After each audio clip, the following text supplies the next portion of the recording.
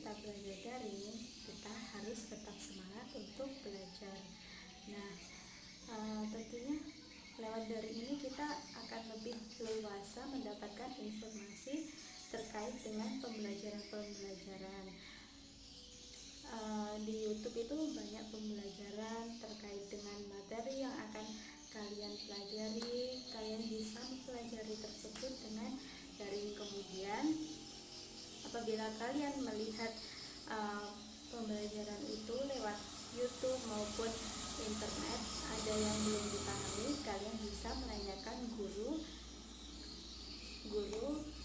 sekolah kalian. Oke. Baiklah, di sini kakak akan membahas kelas 5 semester 2 tema 6 yaitu panas dan perpindahannya, subtema 1 kalor dan suhu, pembelajaran 2. Simak video kakak selanjutnya ya.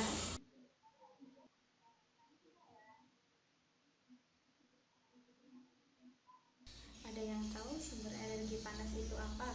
Jadi sumber energi panas yaitu benda yang dapat menghasilkan energi panas. Kemudian sumber energi panas yang terbesar yaitu matahari. Di bumi ini kan bisa hangat itu karena adanya matahari, karena matahari itu mengeluarkan suhu panas. Kemudian dua benda yang dapat digesekkan kemudian lama-kelamaan itu kan akan menjadi hangat dan itu akan mengeluarkan api, itu juga termasuk sumber energi panas. Kemudian energi panas itu merupakan salah satu energi yang dapat diterima dan yang dilepaskan oleh suatu benda. Satuan panas itu dinyatakan dalam kalori, itu dapat diukur dengan kalorimeter. Kemudian kalau kita kedinginan itu kan bisa menggesekkan kedua tangan kita. Lama-kelamaan kalau kita menggesekkan kedua tangan kita itu akan menjadi hangat. Pada zaman dulu itu kan tidak ada korek, maka orang-orang terdahulu itu menggunakan dua batu. Nah, dua batu itu apabila digesekkan kemudian lama-kelamaan mengeluarkan percikan api. Nah, percikan api itu bisa membakar daun yang sudah kering maupun sampah, itu bisa dibakar menggunakan dua korek api tersebut. Kemudian lilin itu kan merupakan juga sumber energi panas. Contoh yang pertama yaitu matahari. Alam itu sudah menyediakan sumber energi panas yang luar biasa, tidak akan ada habisnya, yang memancarkan bumi kita setiap harinya, kemudian menghangatkan bumi kita yaitu matahari. Banyak dari manfaat adanya matahari ketika kita mencuci baju, kemudian dengan adanya matahari itu baju kita yang dicuci akan kering. Kemudian perubahan musim yang terjadi antara di belahan bumi utara dan selatan itu kan karena adanya matahari. Kemudian contoh yang kedua yaitu kompor. Nah, kompor ini juga banyak manfaatnya, yaitu untuk memasak. Kompor ini digunakan untuk memasak itu memasak semua yang akan kita masak. Jadi kompor ini banyak manfaatnya sehingga kita dapat makan yang telah matang. Kemudian yang ketiga, api unggun. Api unggun ini juga merupakan sumber energi panas. Tidak jauh dari kehidupan kita sehari-hari yaitu air panas. Air panas itu juga merupakan sumber energi panas. Kemudian ada yang tahu apa itu suhu? Jadi suhu itu besaran yang menyatakan derajat suatu benda. Nah, satuan suhu di Indonesia itu derajat Celcius. Jadi alat yang untuk mengukur suhu itu dinamakan termometer. Untuk lebih memahaminya, Ibu akan memutarkan sebuah video. Selamat menyaksikan.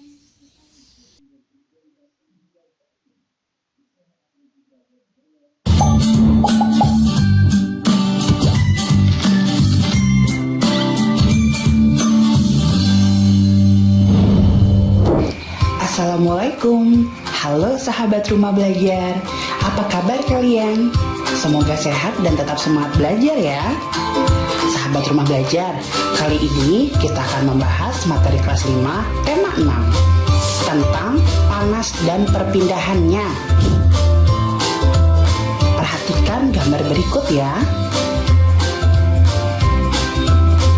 Nah, sahabat rumah belajar, dari beberapa gambar di atas, gambar manakah yang paling sering kamu lihat dalam kehidupan sehari-hari? Menurut kalian, apakah persamaan semua gambar tersebut? Ya, tentu saja semua gambar di atas sering kita lihat dalam kehidupan sehari-hari, seperti menjemur pakaian, merebus air, dan menghangatkan badan dengan panas sinar matahari. Semua gambar di atas berhubungan dengan kalor atau energi panas. Tahukah kamu sumber energi panas apa saja yang ada pada gambar tersebut? Ya, benar. Ada matahari dan juga api. Sahabat rumah belajar, apa yang dimaksud dengan sumber energi panas?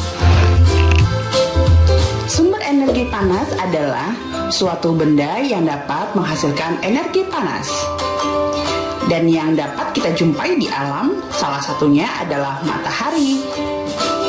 Matahari merupakan sumber energi panas terbesar. Semua makhluk hidup memerlukan energi panas matahari. Dapatkah kalian menyebutkan untuk apa sajakah energi matahari tersebut? Matahari membantu proses pembuatan makanan pada tumbuhan yang disebut sebagai proses fotosintesis. Dan makanan hasil proses fotosintesis menjadi sumber energi bagi makhluk hidup lainnya, termasuk manusia. Energi matahari juga dapat menerangi bumi, sehingga udara di bumi menjadi hangat. Dalam kehidupan sehari-hari, energi matahari dimanfaatkan berbagai kegiatan manusia. Misalnya, mengeringkan ikan asin, mengeringkan padi saat panen, mengeringkan garam. Bahkan saat ini, energi panas matahari juga dapat dirubah menjadi energi listrik, di mana energi listrik tersebut digunakan untuk menghidupkan peralatan rumah tangga yang menggunakan listrik, seperti lampu, televisi, kulkas, rice cooker, dan bahkan kompor listrik juga. Selain matahari, energi panas juga dapat diperoleh dari api. Pada zaman dahulu, orang mendapatkan api dengan cara menggesekkan 2 buah batu kering sampai mengeluarkan percikan api, atau juga dengan 2 buah kayu kering yang digesekkan di atas tanah sampai keluar percikan api. Ternyata, gesekan 2 benda antara 2 batu kering dan gesekan antara 2 kayu kering dapat menghasilkan energi panas berupa api. Nah, saat ini sudah mudah sekali menghasilkan api, yaitu dengan menggunakan korek api dan juga kompor. Sampai sini dulu perjumpaan kita. Sampai bertemu kembali pada kesempatan lainnya dengan materi yang lebih menarik tentunya. Selamat belajar, sahabat rumah belajar. Wassalamualaikum warahmatullahi wabarakatuh. Sumber energi itu terbagi menjadi 2. Yang pertama, sumber energi primer dan sumber energi sekunder. Jadi, sumber energi primer itu yang tersedia di alam dan belum terolah. Contohnya apa? Contohnya yaitu batu bara, minyak, kemudian nuklir, angin, air, matahari, kayu, itu termasuk sumber energi primer. Nah, terus kemudian sumber energi yang sekunder. Jadi sumber energi sekunder itu berasal dari pengolahan dari sumber energi primer. Contohnya apa? Contohnya listrik, kemudian gas, itu termasuk sumber energi sekunder. Nah, kita sebagai manusia itu tidak lepas dari sumber energi, karena sumber energi itu sangat dibutuhkan oleh manusia untuk menjalankan aktivitas kehidupan sehari-hari. Contohnya, ketika kamu menggunakan handphone, itu handphone juga membutuhkan sumber energi, karena ketika handphone itu mati atau daya baterainya udah habis, itu akan tidak dapat digunakan oleh manusia, sehingga HP itu memerlukan sumber energi panas yang berupa sekunder, yaitu listrik. Ketika HP sudah dicas, maka HP itu, handphone itu akan bisa digunakan oleh manusia kembali. Jadi sebagai manusia kita itu tidak bisa lepas dari sumber energi. Perpindahan panas atau kalor. Jadi panas berpindah itu melalui 3 cara. Yang pertama yaitu perpindahan panas secara kondusif, yang kedua itu perpindahan panas secara konveksi, yang ketiga perpindahan panas secara radiasi. Perpindahan panas secara kondusif yaitu perpindahan panas yang melalui zat perantara seperti benda paket. Contohnya, ketika kita membuat teh, mengaduk menggunakan sendok, maka kelamaan itu sendoknya akan panas. Nah, itu merupakan perantara dari sumber energi panas, yaitu secara kondusif. Perpindahan panas konveksi yaitu perpindahan panas yang disertai dengan perpindahan bagian zat perantaranya. Contohnya ketika kita merebus air. Nah, air yang paling bawah itu kan mendekati api, sehingga air itu akan menjadi ringan. Kemudian panasnya akan berpindah ke atasnya sampai kemudian air itu akan matang.